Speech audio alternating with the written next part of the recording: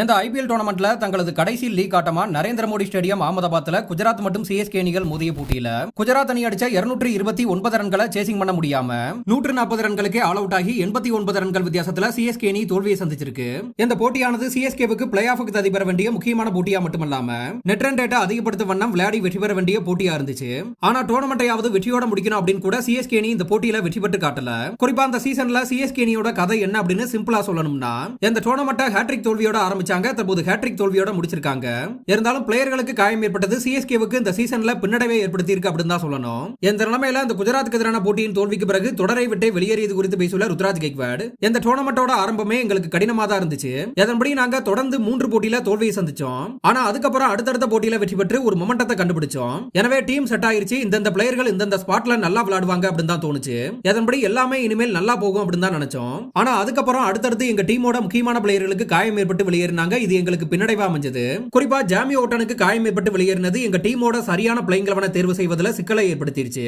அதன்படி நாங்க விளையாடின கடைசி 3 போட்டியில பேட்டிங் வரிசையில ஒரு பேட்டர் குறைவா இருப்பாரு, இல்ல பவுலிங் வரிசையில ஒரு பவுலர் குறைவா இருப்பாரு. நாங்க ஒரு யங் டீமா இருக்கோம். எனவே தற்போது அனுபவங்களை பெற்று வளரக்கூடிய ஒரு கட்டத்துல இருக்கோம். இந்த டோர்னமெண்ட்ல நாங்க ஒரு சில போட்டிகளை வெற்றி பெற வேண்டிய போட்டியா இருந்தும் கூட தவற விட்டோம். அதன்படி ஹைதராபாத் மைதானத்துல ஹைதராபாத்துக்கு எதிரான போட்டியில கடைசி 10 ஓவர்ல 80 ரன்கள் எடுக்க தவறிட்டோம். பின்னர் ஹைதராபாத் அணி சேப்பாக் வந்து விளையாடின போட்டியில அவங்கள 180 ரன்களை தடுத்து நிறுத்த தவறிட்டோம். கடந்த காலங்களில் எங்க டீம்ல அஜிங்கா ரஹானே மற்றும் அம்பத்தி ராயுடு போன்ற பிளேயர்கள் செய்து வந்த விஷயங்களை இப்ப இருக்கக்கூடிய கார்த்திக் சர்மா, உர்வில் பட்டேல், டெவால்ட் பிரவிஸ் போன்ற பிளேயர்களால செய்ய முடியும் அப்படின்னு தான் நினைக்கிறேன். அதாவது இனி வரக்கூடிய சீசன்கள்ல ஒரு முக்கியமான பிளேயர்களா இவங்க அணியை முன்னெடுத்து விளையாடுவாங்க அப்படின்னு தான் நினைக்கிறேன். கார்த்திக் சர்மா கிட்ட நிறைய திறமை இருக்கு. அவர் போக போக நல்ல பிளேயரா வருவாரு.